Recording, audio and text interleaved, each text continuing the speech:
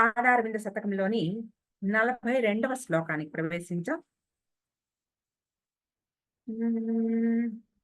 మరుద్భిః సంసేవ్యా సతతమపి చాంచల్యరహితా సదారుణ్యం యాంతి పరిణతి దరిద్రాణ సుషమం గుణోత్కర్షాన్మాంజీరక కలకలైస్తజ్జనపటుః ప్రవాలం కామాక్ష్యాః పరిహసతి పాదాబ్జయుగళీ. మామూలు కంపారిజన్. ప్రవాలం అంటే చిగురులతోటి. ప్రవాలం అనేది పగడానికి కూడా వాడతారు, కానీ ఇక్కడ మాత్రం చిగురు ఆకులు ఉంటాయి కదా, వాటితో పోలిక చెప్తున్నారు. మరుద్భిః గారుల చేత, దేవతల చేత. అంటే ఇప్పుడు శివురాకులకి అమ్మవారి పాదాలకి పోలిక, కంపారిజన్ చెప్తున్నారు.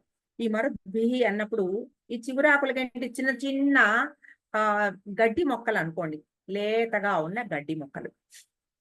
గాలుల చేత, ఆ చిన్న గడ్డి మొక్కకేమో గాలుల చేత, దేవతల చేత అంటే అమ్మవారి పాదాలకి. రెండిటికి కూడా అర్థమయ్యేటట్టుగా వచ్చేటట్టుగా అలా పదాలని వాడారు. సంసేవ్య, సేవింపదగినది అంటే దేవతల చేత సేవింపదగినవి అమ్మవారి పాదములు. గాలుల చేత, అవి ఆ చిన్న మొక్కలకి గాలుల చేత, ఆ గాలులు విసురుతున్నప్పుడు వస్తున్నప్పుడు అవి అటు ఇటు ఊగుతూ ఉంటాయి కదా, అది అక్కడ ఆ గడ్డి మొక్కలకు. అది సతతమపి ఎల్లప్పుడూ చాంచల్యరహిత, చాంచల్యము లేనిదై. ఇది అమ్మవారి పాదాలకి మాత్రమే వర్తిస్తుంది, చాంచల్యము లేనిది.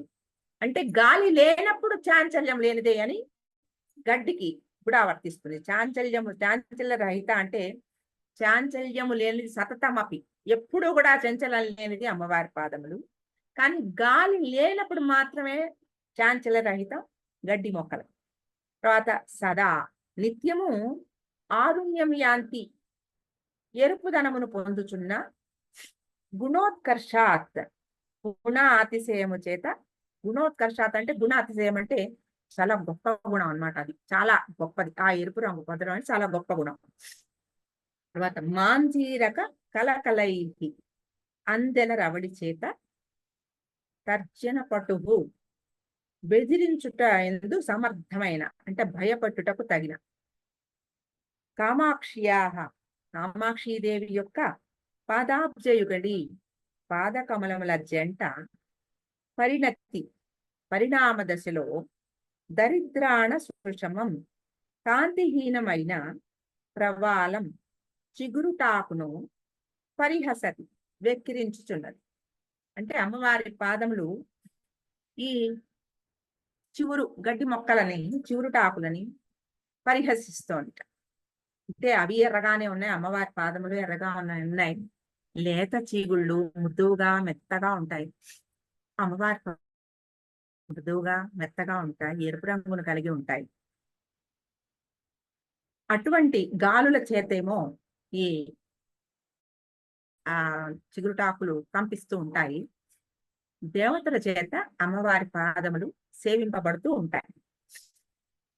ఈ చిగురుటాకులు పరిణామ దశ అంటే నెమ్మదిగా పెద్దవవుతున్న కొద్దీ ఆకులు పెద్దవవుతూ ఉంటాయి. ఆ ఎరుపుదనం పోతుంది, ఆ నాజూకుతనం పోతుంది, ఆ నునుపుదనం పోతుంది, మెత్తడిదనం పోతుంది, గట్టిగా అయిపోతుంది ఆకు. తర్వాత ఆకుపచ్చగా అయిపోతుంది, ఆకుపచ్చ కాస్త పండుటాకు అయిపోతుంది, పండుటాకు అయిన తర్వాత ఎండిపోయి రాలిపోతుంది. కాబట్టి అటువంటి పరిణామ దశలో దరిద్రాణ సుషమం, కాంతిహీనం అయిపోతుంది. సుషమం అంటే కాంతి, దరిద్రాణ అంటే కాంతిహీనం అయిపోవడం అన్నమాట. సుషమానికి దరిద్రం అంటే వెలుగుకి దరిద్రం ఏమిటి? కాంతిహీనం అయిపోవడం, కాంతికి హీనత రావడం, అది దరిద్రం. దరిద్రాణ సుషమం. వెలుగుకి ఎలాగైతే ఆ కాంతిహీనం అయిపోతుందో అలాగా ఆకు, ఈ చిగురుటాకు కూడా కొంతకాలానికి పరిణామ దశలో కొంచెం పెద్దగా అవుతున్న కొద్దీ అది ఆకు పండిపోయి ఎండిపోయి రాలిపోతుంది. కాబట్టి అమ్మవారి పాదాలకి చిగురుటాకులకి పోలిక ఎలాగా? పోలిక లేదు, అది చెప్తున్నారు. అందుకని అప్పుడు పరిహసతి, అమ్మవారి పాదాలు వెక్కిరిస్తున్నాయట ఈ చిగురుటాకుల్ని. వేటితో? నీకు ఆరుణ్యం యాంతి, నీకు కూడా ఎరుపుదనం ఉంది, కానీ గుణోత్కర్షాత్, ఈవిడకి ఉన్న గుణాతిశయం చేత మాంజీరక కలకలైహి, ఆవిడకున్న ఆ పాదముల ఆ జంటకి ఉన్న మంజీరాలతోటి చిన్న మువ్వల శబ్దం ఉంటుంది కదా, ఆ శబ్దంతో కొన్ని గేలు చేస్తున్నట్టుగా, మాట్లాడుతున్నట్టుగా అనిపిస్తున్నాయట మంజీరాల కలకలలు. ఎలాగంటే పాదాబ్జయుగళి పరిహసతి, ఆ రెండు పాదముల జంట ఆ చిగురుటాకుల్ని, ప్రవాలాన్ని పరిహాసం చేస్తున్నాయి. నువ్వు కూడా నాతో సమానం అనుకుంటున్నావేమో. ఎలాగా? మరుద్భి సంసేవ్య సతతమపి, నీకు గాలులు వస్తున్నాయి. మరుద్భి అంటే దేవతలు 49 మంది ఉన్నారట. దేవతలు అంటే వాయు దేవతలు, అవి 49 దేవతలు వాళ్ళు. ఈ 49 మంది దేవతలు కూడా అమ్మవారి పాదాల దగ్గర ఎప్పుడూ నమస్కరించి ఉంటారు. అంతేగా దేవతలందరూ ఎప్పుడు అమ్మవారి అనుగ్రహం కోసం అక్కడే ఉండి ఆవిడ ఆ ఇచ్చే అనుజ్ఞలు పాటించటం కోసం నిత్యం ఆవిడని సేవిస్తుంటారు. సతతం అది ఎల్లప్పుడు, ఒక్క క్షణం కూడా ఏమరపాటు లేదు వాళ్ళకి. మామూలుగా ఒక జీవుడికి ఎలా ఉంటుందంటే, టైం ఉన్నప్పుడు మాత్రమే దైవ చింతన. ఈ రోజుకి వాళ్ళ కుదరలేదనుకో, ఈ రోజు మొత్తం వేరే లౌకికమైన కొన్ని అవకేషన్స్ లో పూర్తిగా నిండిపోతే ఏమాత్రం అభ్యంతరం పెట్టని వాడెవడు? దేవుడే. దీపం ఒక్కసారి దీపం పెట్టేసి, అది కూడా పెట్టని వాళ్ళు కొంతమంది ఉంటున్నారు. దీపం మాత్రం పెట్టేసి ఏదో ఒక హారతి ఇచ్చేసి, నైవేద్యం పెట్టేసి హారతి ఇచ్చేసి, అమ్మయ్య వాళ్ళకి పూజ అయిపోయింది. ఇంకా ఎందులోనూ వాళ్ళు కాంప్రమైజ్ అవ్వరు. ఇంకా ఏ విషయంలోనూ కాంప్రమైజ్ అవ్వరు. ఎందుకంటే ఏది ఆపుకోలేరు, అన్నీ చేయవలసింది. ఒక భగవంతుడు మాత్రం ఆగిపోతాడు. ఆయన ఏం అడగడు, నువ్వు చేసావా చేయలేదా. అలా అటువంటి స్థితిలో ఉంటాడు జీవుడు. దేవతలు ఎందుకయ్యారు వాళ్ళు? అనుక్షణము అదే చింతనలో ఉంటారు. ఆ చింతనలో ఉంటున్నారు కాబట్టే వాళ్ళకి ఆ దేవతా స్థితి వచ్చింది. అనుక్షణం వల్ల ఇంకా వేరే ఆలోచన లేదు. అటువంటి ఆ స్థితిలో ఉన్న మరుద్భిహి సంసేవ్య, అటువంటి గాలులు, వాయుదేవతలు అమ్మవారి పాదముల దగ్గర చాంచల్యరహిత, అస్సలు చంచలం లేని స్థితిలో, సతతమపి అంటే ఎప్పుడు అక్కడ చంచలం లేకుండా, ఏ చంచలము లేకుండా, వాళ్ళు కదలరు, వాళ్ళ మనస్సు కదలదు, నిశ్చలం. అటువంటి స్థితిలో ఆ గట్టిగా మనస్సుని ఆ ఆ పూర్తిగా అమ్మవారి పాద క్రాంతం చేసేసినవి ఆ వాయుదేవతల వాళ్ళ మనస్సులు. ఇక్కడ ఈ చాంచల్యరహిత అనే మాట ఈ దేవతలకి ఇక్కడ, అక్కడ ఆ ప్రభాలానికి ఎలాగా చాంచల్యరహిత అంటే గాలి లేనప్పుడు అది చాంచల్యరహిత అంటే గాలితో పాటుగానే దాని మూమెంట్ ఉంటుంది. గాలి వస్తే ఉంటుంది, లేకపోతే లేదు. అది అలాగా. కాబట్టి మరుద్భి సంసేవ్య సతతమపి చాంచల్యరహిత. తర్వాత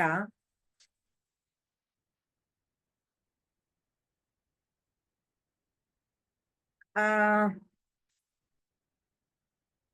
సదారుణ్యం యాంతి. సదారుణ్యం యాంతి అంటే ఎప్పుడు ఆ ఎరుపు రంగుని, యాంతి అంటే పొందుతున్నది, అమ్మవారి పాదాలకు సంబంధించినది. ఈ ప్రవాలానికి సంబంధించి ఏంటి? పరిణతి దరిద్రాణ సుషమం అంటే పరిణామ దశలో ఆ కాంతి విహీనం అయిపోతాయి ఆ ప్రవాళాలు. కాబట్టి ఈ పాయింట్ లో వాటికి అమ్మవారి పాదాలకి పోలిక లేదు. ఎప్పుడైతే అవి పండిపోతున్నాయో అవి ఎండిపోయి పడిపోతాయి అవి. అటువంటి స్థితి అమ్మవారి పాదాలకి ఎప్పటికీ లేదు. ఎప్పుడూ ఎరుపు రంగు కలిగి స్థిరత్వాన్ని కలిగి ఉంటాయి. ఈ చాంచల్య రహిత అనేది అమ్మవారి పాదానికి కూడా వర్తిస్తుంది. పాదములు స్థిరం, అమ్మవారి పాదం స్థిరం. ఎక్కడ?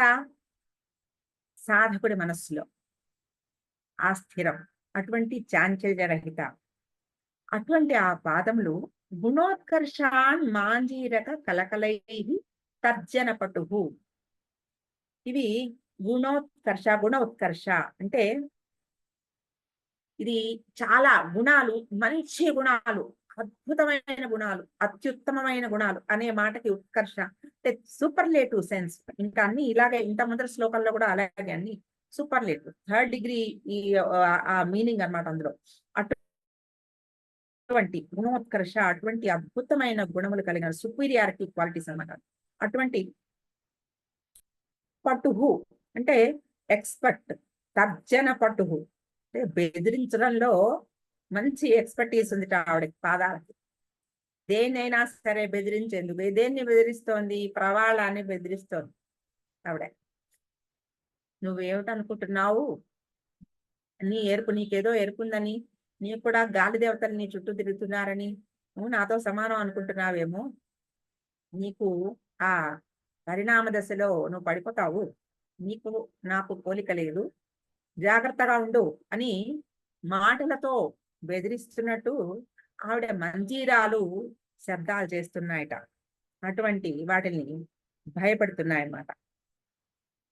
మరుద్దేవతలు, ఇక్కడ మరుద్దేవతల గురించి ఎందుకు చెప్పారు? వాయువు, మరుద్దేవతలు అంటే వాయుదేవతలు అని చెప్పుకున్నాం కదా.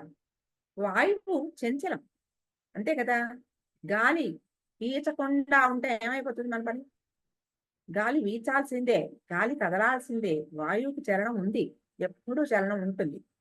అటువంటి వాయువు చంచలరహితంగా అమ్మవారి పాదాల దగ్గర ఉన్నారు వాయుదేవతలు అంటే అమ్మవారి ఆ శక్తి ఎటువంటిది? దేన్నైనా కూడా ఆ చంచలరహితంగా ఉంచగలిగిన శక్తి అమ్మవారిది. తర్వాత ఈ మరుదేవతల గురించి చెప్పారు. తర్వాత ఈ ప్రవాళంలో ఉన్న ఎరుపు రంగు గురించి చెప్పారు. ఏమర్థం అవ్వాలి మనకి? ఎరుపు రంగు అంటే మనలో రజోగుణం. అంటే సాధకుడిలో కూడా రజోగుణం ఉండాలి. రజోగుణం లేకుండా అసలు ఏ క్రియ అవదు, ఏమీ జరగదు. కాబట్టి ఒక ఇచ్ఛాశక్తి, క్రియాశక్తి, ఆ ఇచ్ఛాశక్తి, క్రియాశక్తి తర్వాతేగా జ్ఞానశక్తి. ఆ క్రియాశక్తి రజోగుణంతో జరుగుతుంది. కానీ ఈ రజోగుణం సాధకుల్లో ఏమన్నా కొంచెం పెరిగితే నాకు తెలుసులే అన్ని, నేను నేర్చుకుంటున్నా, అన్ని నాకు వచ్చు అనే ఒక అహంకారానికి దారితీస్తుంది ఈ రజోగుణం. దేన్ని అమ్మవారి ఆ మంజీర కలకలం హెచ్చరిస్తోంది? సాధకుడిలో ఉండే రజోగుణాన్ని హెచ్చరిస్తోంది. ప్రవాళం మీద పిచ్చిక మీద బ్రహ్మాస్త్రం ఎందుకు వేస్తుంది అమ్మవారు? కాదు. అందులో మనం అర్థం చేసుకోవాల్సింది ఏమిటంటే సాధకుడిగా జీవుడు భక్తుడిగా మారి సాధకుడిగా ప్రయాణం చేస్తున్నప్పుడు ఆ సాధకత్వంలో ఉండే ఒక ఆ రజోగుణము చాలా చిన్న పొర. అది కొంచెం నాకు తెలుసు అని కొంచెం తెలుసుకోకుండా ఏ పని చేయలేము. కాబట్టి కొంచెం తెలుసుకున్నాక మనం అందులో అడుగు పెడతాం. ఎవరన్నా అడిగితే నాకు తెలుసు కొంత అని చెప్పాలే తప్ప నాకు బాగా తెలుసు అంటే కొంత ఆ అహంకారం నెమ్మదిగా ప్రవేశించి అవతల వాళ్ళు ఏమన్నా ఇంకొక విషయం ఏమన్నా చెప్పారు అంటే అది తప్పు, మీరు చేసేది తప్పు, నేను చేసేది రైటు అంటే ఎటువంటి స్థితిలోకి వెళ్ళిపోతుందంటే నేను ఏది చేసినా రైటులోకి వెళ్ళిపోతారు. అటువంటి అది చాలా చిన్న పొర, తప్పించుకోవడం చాలా కష్టం సాధకుడికి. కాబట్టి తస్మాత్ జాగ్రత్త, నువ్వు ఎప్పుడు అందులోకి పడిపోతావో నీకే తెలియదు అని అమ్మవారి మంజీర కలకలలు హెచ్చరిస్తున్నాయట సాధకుడిని. నీలో ఉన్న రజోగుణాన్ని నియంత్రించు, అది ఎంత మటుకు ఉండాలో అంత మటుకే. తర్వాత అది ఎండి పడిపోవాలి. జ్ఞానంలోకి వచ్చాక రజోగుణం కూడా తగ్గిపోవాలి. పరిణామ దశలో ఆ రజోగుణం కూడా పోవాలి, సత్వగుణంలోకి వెళ్ళిపోవాలి.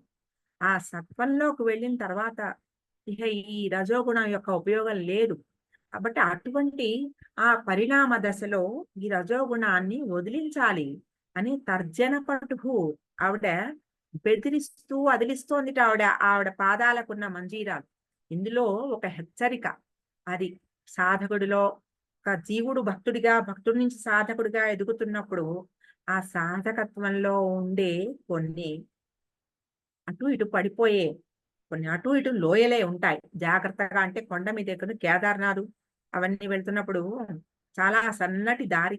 ఆ సన్నటి దారిలో వాన కూడా పడినప్పుడు అక్కడ ఏ గుర్రం మీదో ఎక్కినప్పుడు గుర్రం అటు ఇటు వెళ్తుంటే ఆ గుర్రం కొంచెం పక్కకి ఆ లోయ వైపుకి నడుస్తూ ఉంటే ఆ గుర్రాన్ని కంట్రోల్ చేస్తున్నవాడు ఎంత జాగ్రత్తగా ఉంటాడో అలాగా మనం కూడా ఆ సాధన మార్గంలో పైకి వెళ్తున్న కొద్దీ మార్గం ఇంకా ఇంకా సన్నగా అవుతూ ఉంటుంది. అక్కడ ఇంకా సన్నగా అవడం అంటే ఏమిటి? మన ఆలోచనల నిండా పూర్తిగా అలౌకికం అయిపోయి, లౌకికమైన విషయాలకు ప్రాధాన్యత తగ్గి, అలౌకికం అవుతూ గమ్యం వైపుకి ఎక్కువ ప్రయాణం సాగాలి.